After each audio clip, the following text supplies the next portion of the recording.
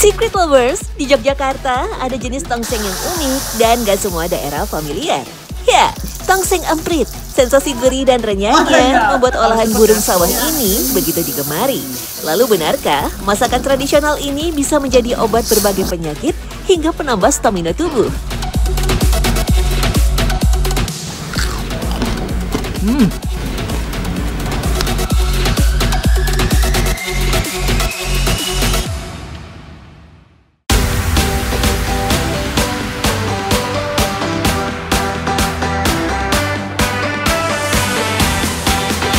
Tongseng emprit ternyata kini tak hanya jadi makanan favorit masyarakat Yogyakarta saja.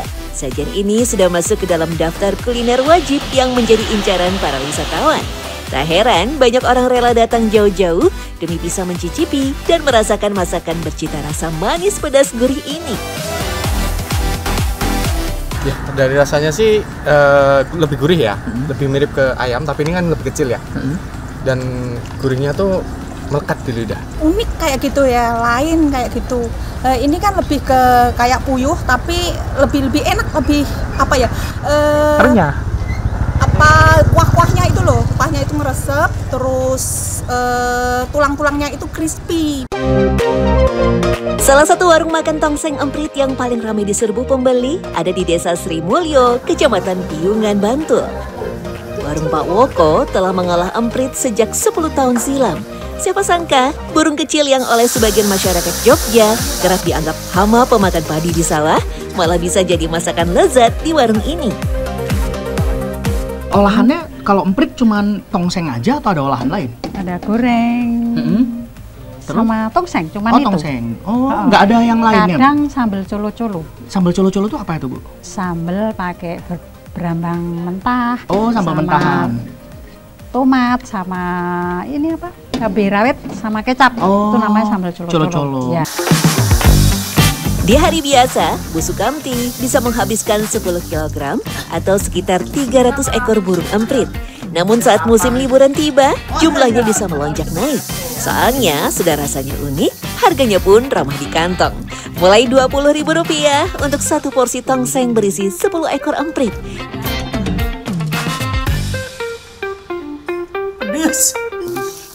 Karena permintaan yang semakin banyak, biasanya pelanggan bahkan memesan dulu sebelum datang agar tetap kebagian. Karena di jam makan siang, warung sederhana di tepi sawah ini selalu kebanjiran pesanan tongseng emprit. Cita rasa dari si emprit itu tuh apa aja sih, Bu? Rasanya, Bu, sebenarnya yang paling kuat menonjol? Ada yang rasa gurih, kadang ada yang minta yang asin. Oke. Terus pedesnya dari kuah ini? Nanti kuah tuh ada yang minta gula, kurang manis gitu. Oke, ini kan utuh-utuh nggak remuk ya? Iya. Meski sekilas terlihat biasa, tapi jangan salah, mengolah burung emprit tak sederhana yang dibayangkan loh. Perempuan 53 tahun asli Bantul ini menyebut, tak semua orang bisa membuat olahan emprit yang nikmat. Dan sedikit yang mencoba memasaknya sendiri, namun gagal.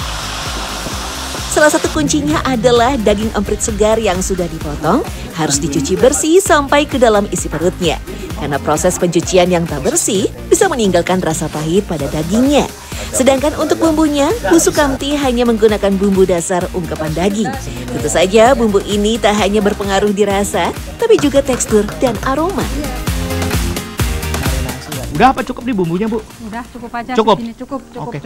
Bu, ini kok baunya kok kuat banget. Isinya apa, Bu? Kok kuning kayak kunyit gini? Sama jahe, sama garam. Kunir, jahe, Sama bawang putih. 3 aja? Iya. Kenapa kok sedikit sekali bumbunya, Bu? Nanti kalau kebanyakan warna-warna nggak enak sama sekali. Oke, kenapa Ibu kok ini banyakkan jahe sama kunyitnya, Bu? Biar nggak amis. Oh, ngilangin amisnya. Iya, Dia iya. tujuannya ke situ. Tapi kerasa ngaruh nggak? Nggak. Oh, nggak sebenarnya. Nggak. Jadi rasanya nanti apa, Bu? Kekuatannya si rasa dari Ini sama renyah. Daging emprit yang sudah termarinasi bumbu kuning selanjutnya dikukus sebentar. Nah, inilah yang juga jadi salah satu rahasianya. Proses pengukusan bisa membuat tekstur daging burung pemakan biji-bijian ini jadi tidak mudah hancur saat digoreng.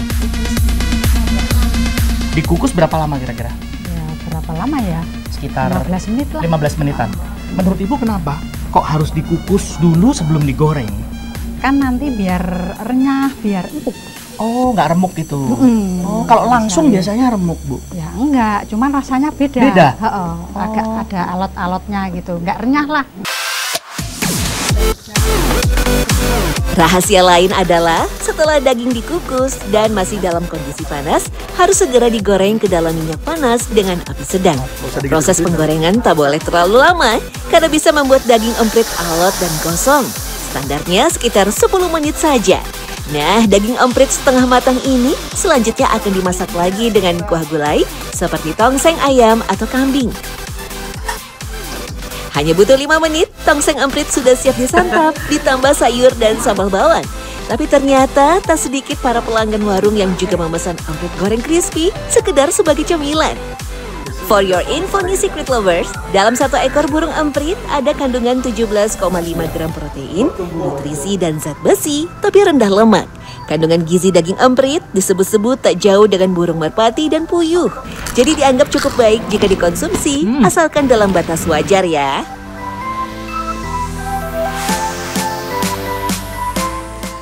Crispy-nya kita cobain ya tekstur rasanya.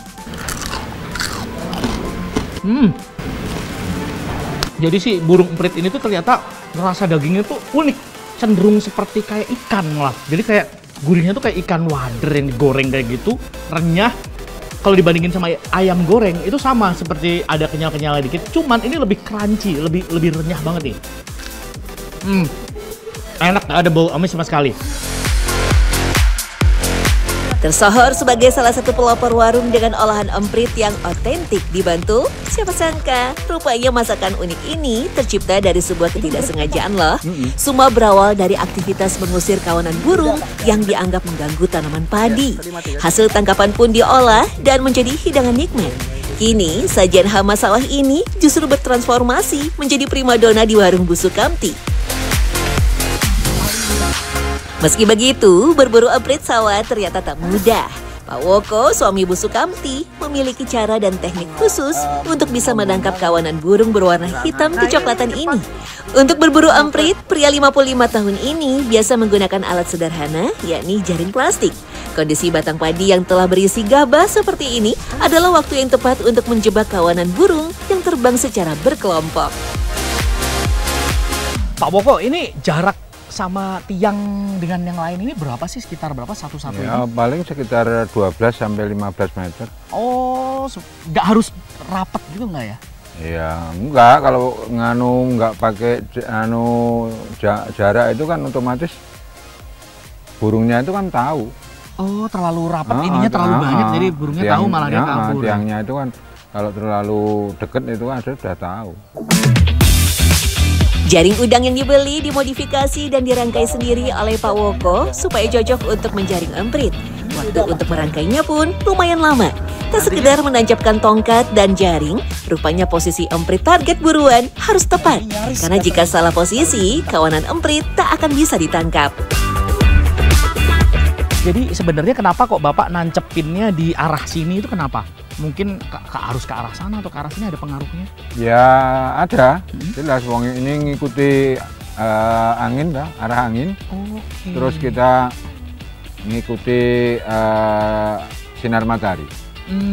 Kalau berlawanan otomatis ini kan sepertinya kelihatan, condongnya ke burung kelihatan. Oh, untuk mensiasatinya ternyata gitu tuh harus searah ya. Jadi iya, si burung itu juga nanti akan terbangnya adalah ngikutin arah anginnya ya. Setelah kurang lebih sekitar setengah jam memasang jaring mengelilingi bidang sawah, sekarang waktunya penyergapan nih Secret Lover. Pak Woko biasanya akan menjauh dan bersembunyi di antara rimbunnya tanaman padi sambil mengawasi dan menunggu kawanan emprit terbang di atas sawahnya. Proses ini membutuhkan kesabaran dan kejelian.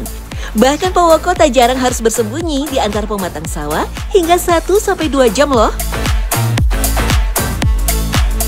Pak Woko, ini memang kita harus kayak gini Pak, jongkok-jongkok di pematang sawah gini? Iya, biar burungnya nggak tahu. Oh, jadi kita kalau jalan itu kelihatan dia takut juga ya? Iya, dan udah terbang. Oke, ternyata ini teknik apa tadi itu gusah ya? Iya. Gusah itu ibaratnya kalau bahasa Jawa kata Bapak tadi itu ngusir. Jadi itu kita ke arah yang searah dengan ini ya, si burung itu terbang. Iya. Nanti sama, begitu. Kan harus dekat sama jaring. Oh. Setelah kawanan emprit terbang mendekat, kita harus bergegas berdiri dan mengusirnya agar terbang ke arah jaring yang dipasang. Dalam bahasa Jawa disebut gusah. Dan benar saja, cara berburu konvensional ini ternyata terbukti efektif loh, Secret Lovers. Lihat saja tuh, kawanan emprit tampak kebingungan sampai akhirnya masuk ke dalam perangkap jaring yang dipasang. Selama bertahun-tahun, sebagian petani di Yogyakarta mengeluhkan sarangan kawanan emprit yang berdampak mengurangi jumlah panen padi. Mereka berburu burung emprit untuk mengendalikan pertumbuhan burung emprit yang terbilang cepat agar tidak sampai overpopulasi. Karenanya, para petani hanya menangkap sebagian dan emprit dewasa saja. Karena mereka tahu, emprit sebenarnya juga berperan penting mengendalikan hama rumput dengan cara memakan bijinya.